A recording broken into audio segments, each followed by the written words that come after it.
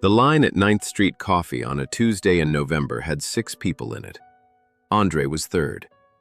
He had arrived at 7:49, which gave him, he had calculated this on the walk from the subway, approximately 9 minutes to get his coffee, 7 minutes to walk to school, and 4 minutes to set up his classroom before his first class, which was 7th grade English at 8:15, which today was going to cover the last chapter of the book they had been reading for 3 weeks, which 12 of his 22 students had not finished, and which he was going to handle by asking the ones who had finished to sit with the ones who hadn't and read the last chapter together, because he had learned in 4 years of teaching that 12-year-olds will sometimes read for another 12-year-old what they will not read for an adult. He was thinking about this when Preston walked in. Preston came through the door the way he came through most doors, with the forward momentum of someone who had somewhere to be and had learned that forward momentum was usually sufficient to get him there without friction. He was on his phone. He was ordering something. He was in the middle of the order when he reached the counter, and he placed it directly with Zoe without looking at the line, which he had not registered as a line because he had not looked at it, and she took it because, and this was the specific skill of Zoe's system, she always took the order before she implemented the other part. Andre said, "Excuse me." Preston looked up from his phone. He looked at Andre. He looked at the line. Something crossed his face, not guilt, recalibration. The specific recalibration of someone who has been doing something without thinking about it and has been interrupted in the middle of it. He said, "Sorry, I didn't see the line." Andre said, "It's been here for a while." Preston said, "I apologize." He took a step back from the counter, half a step, the gesture of someone acknowledging a mistake without fully committing to the correction. Andre said, "You're still in front of me." Preston looked at him. Something shifted in his expression, the recalibration becoming something else. The specific something else that happens when a person who is used to having their apology accepted immediately encounters someone who has looked at the apology and found it insufficient. He said, "I said I apologize." Andre said, "And I said you're still in front of me." Before we continue, if you believe that the line is the line, please like this video, subscribe to Stillwater Stories, and share this with someone who needs to believe in people again today. Preston said, "I've already placed my order." Andre said, "You placed it out of turn." Preston said, "Look." He put his phone in his pocket, which was, Zoe had learned over 14 months, the signal that a person had decided to engage rather than dismiss. He said, "I made a mistake. I'm sorry. But I've placed the order, it's being made, and I'm going to be late for a meeting."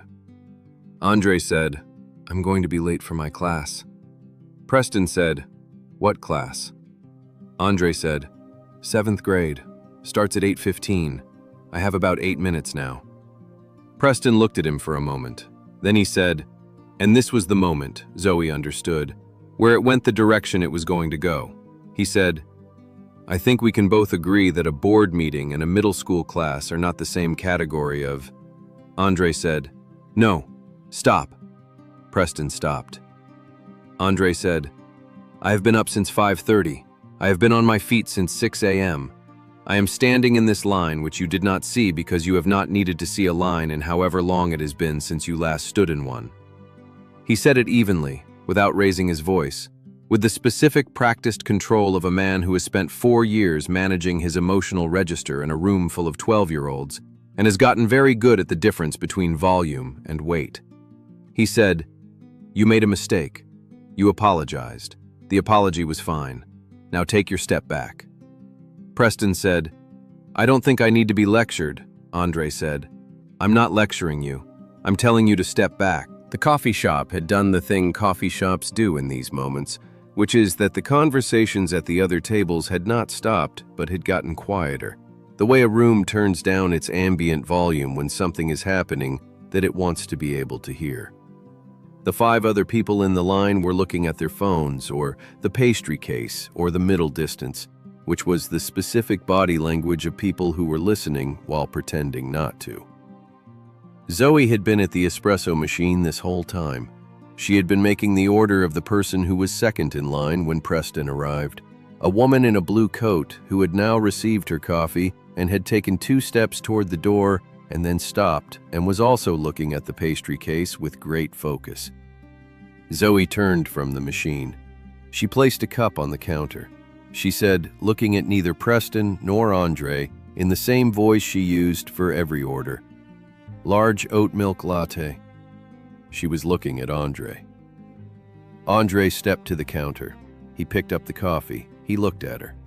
She said, already turning back to the machine, "Careful, it's hot." He said, "Thank you." He picked up his bag. He went to the door. He pushed through. Preston stood at the counter. He looked at Zoe. She was at the machine, her back to him. Her apron string was tied in a bow at the back. There was flour on her left sleeve. He said, "I placed an order."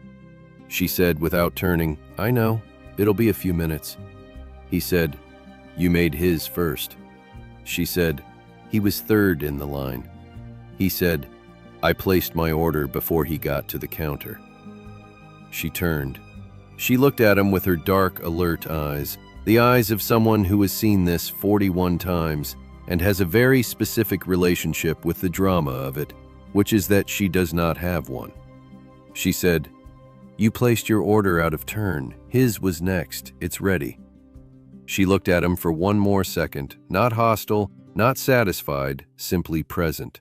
She said, "Yours will be about 4 minutes." She turned back to the machine. Preston stood at the counter. The woman in the blue coat, who had been studying the pastry case with great focus for the last 90 seconds, turned and walked out the door without buying anything. The 4 remaining people in the line had, in the way of people in lines, stepped slightly forward to fill the space. Preston stood at the counter and waited 4 minutes for his coffee. He did not use his phone.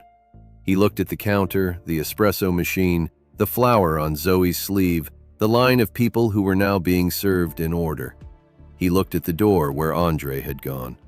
He had a board meeting at 8:30. He was not going to be late. He had also, he understood, made 2 mistakes. One of them he had called a mistake. The other one, the thing he had said about categories, he had not called anything, and it was sitting in the counter space between him and the espresso machine with the specific weight of something that has been said and cannot be unsaid. Zoe put his coffee on the counter at 7:57. She said, "1 black coffee."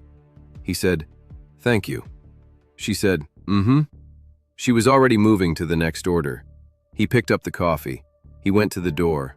He pushed through. The morning was cold and bright outside.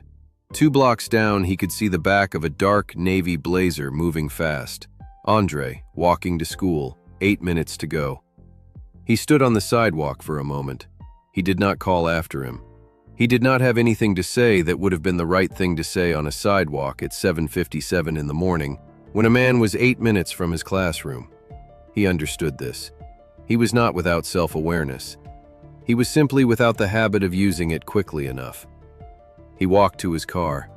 He was in the car before he let himself think about the word categories. He was at the board meeting before he let himself think about it again. He was in the 3rd agenda item before it stopped being something he could set aside.